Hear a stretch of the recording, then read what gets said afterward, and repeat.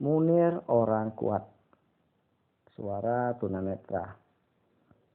Terima kasih subscribe-nya.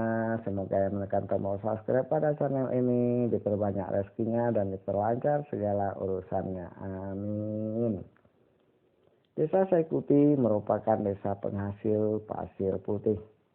Para pemuda di sini setiap hari bekerja sebagai penambang pasir. Tapi pasir-pasir di sungai ini tidak pernah habis. Sungai ini hanya lebarnya sekitar 100 meter saja. Tetapi apabila pasirnya sudah dikuras, banjir datang, pasir itu kembali seperti semula.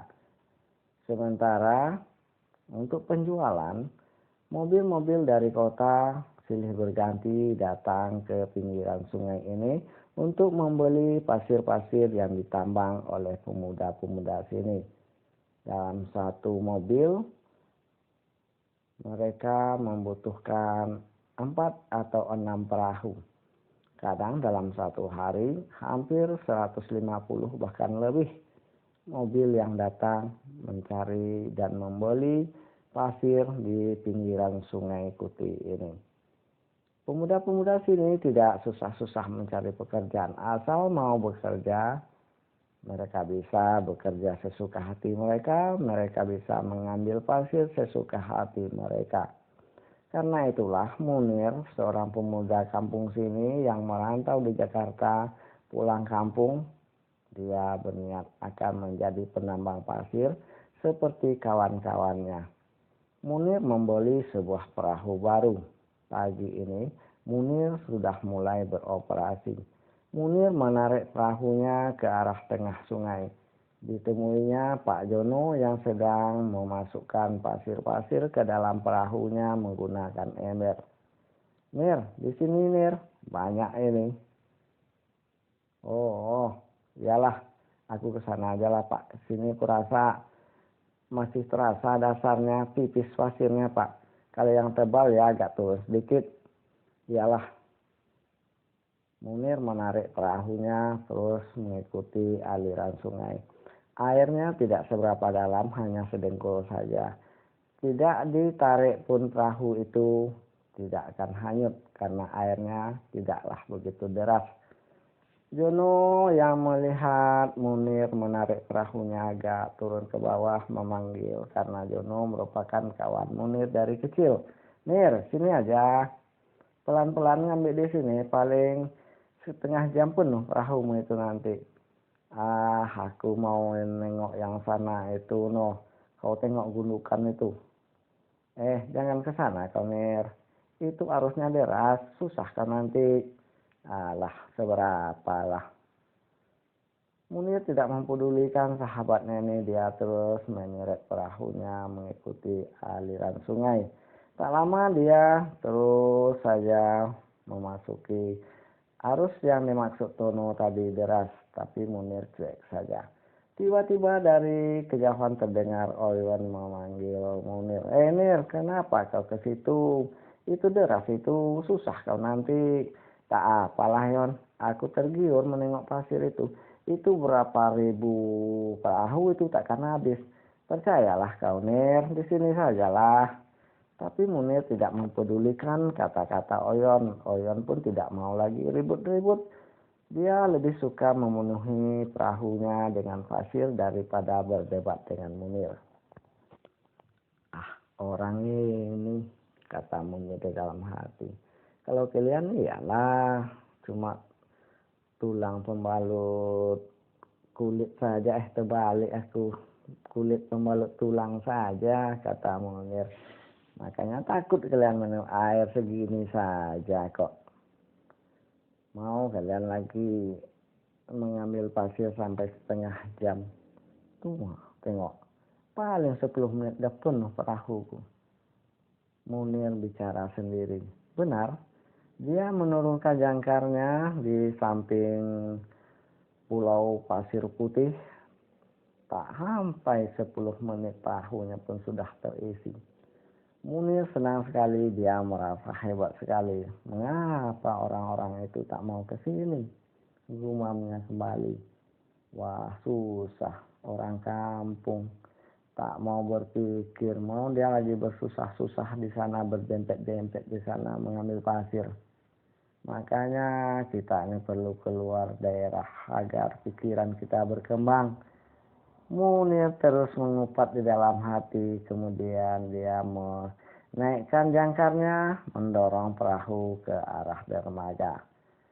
Perahu mulai didorong. Munir tampak bahagia sekali mendorong perahunya yang sudah berisi penuh.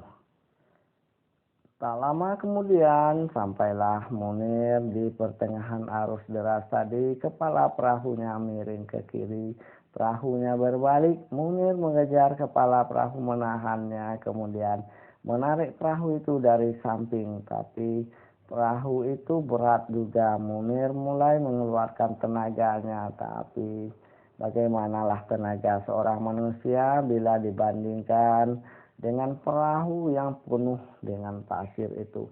Munir menariknya, tapi Munir mampu, cuma jalannya agak pelan-pelan, tidak sama dengan orang-orang yang menarik perahu di atas sana. Mereka bisa menarik perahu dalam kecepatan yang mereka kehendaki karena air tidak berarus. Sementara Munir sudah mulai keringatan, tapi keringatnya tidak nampak karena ia sekali-sekali menyelam ke dalam air ketika tubuhnya terasa panas oleh terik matahari. Setelah capek mendorong dari samping, Munir meluruskan perahunya, mendorong dari belakang. Dia dorong kuat-kuat perahu itu. Perahu meluncur, tapi kira-kira 10 meter saja kepala perahu itu terputar oleh arus sungai. Ya, kembali Munir mengejar ke depan, meluruskan arah perahunya.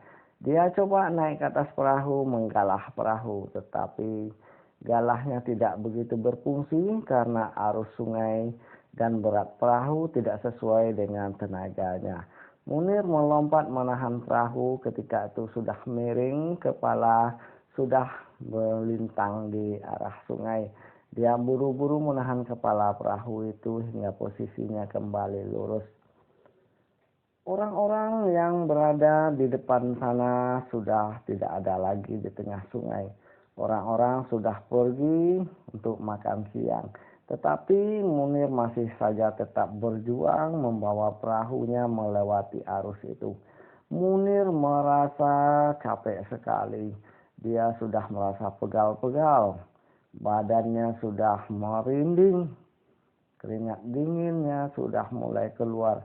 Sementara tangannya sudah menciut karena terlalu lama di dalam air, apalagi telapak kakinya. Munir mengerahkan tenaganya mendorong perahu, kemudian perahu meluncur. Tak lama kemudian kepala perahu itu terkena arus sungai, kepalanya miring lagi. Munir mengejar. Tak lama Munir merasa capek juga, diturunkannya jangkar. Dia duduk di atas kepala perahu. Diambilnya rokok, ditariknya rokok itu dalam-dalam. Wah, kemana orang-orang itu? Tapi tak lama kemudian nampak satu-satu kembali perahu mulai memasuki sungai. Dan ada juga yang mulai membongkari pasir-pasir dari perahu, menaikkan ke dalam mobil. Setelah perahunya kosong, kembali mereka ke tengah sungai mengambil pasir. Tak lama mereka pun dapat memenuhkan kembali sampan-sampan atau perahu-perahu mereka dengan pasir. Dengan enteng saja orang-orang itu menarik perahu hingga ke ekor mobil truk. Kemudian dengan skop mereka menyampak-nyampakkan pasir dari dalam sampan ke dalam truk. Setelah itu nampaklah si penambang pasir itu berbincang-bincang dengan sopir dan menerima beberapa lembar uang. Kemudian kembali ke tengah membawa perahu mereka, mengisinya kembali. Sementara Munir masih berjibaku menorong perahunya melawan arus. Satu persatu dari orang-orang yang menambang pasir itu melirik kepada Munir. Ada yang mencibir, ada yang nyengir, ada yang berolok-olok. Tapi mereka tidak mau mengeluarkan suara. Mereka takut. Maklum, Munir badannya wow, bodinya wow. Karena itulah Mereka hanya memandang saja dengan sudut mata sambil mencibir. Sementara Munir sudah kehabisan tenaga. Dicobanya lagi mendorong, akhirnya perahu itu tersandar di tebing. Arusnya cukup deras, airnya pun mencapai seleher. Munir menahan perahunya dengan tenaga sepenuhnya. Perahu itu pun dapat disandarkan, tetapi terus saja berjalan. Munir ingin melepaskan perahu itu, tapi sayang perahunya baru di dalam hati. Munir tidak tahan lagi dengan keadaan ini karena tidak ada orang di situ. Munir menangis, mengeluarkan air mata, menyesali kesombongannya. Tapi apa boleh buat, posisinya sekarang tergencet perahu. Menangislah Munir terseduh.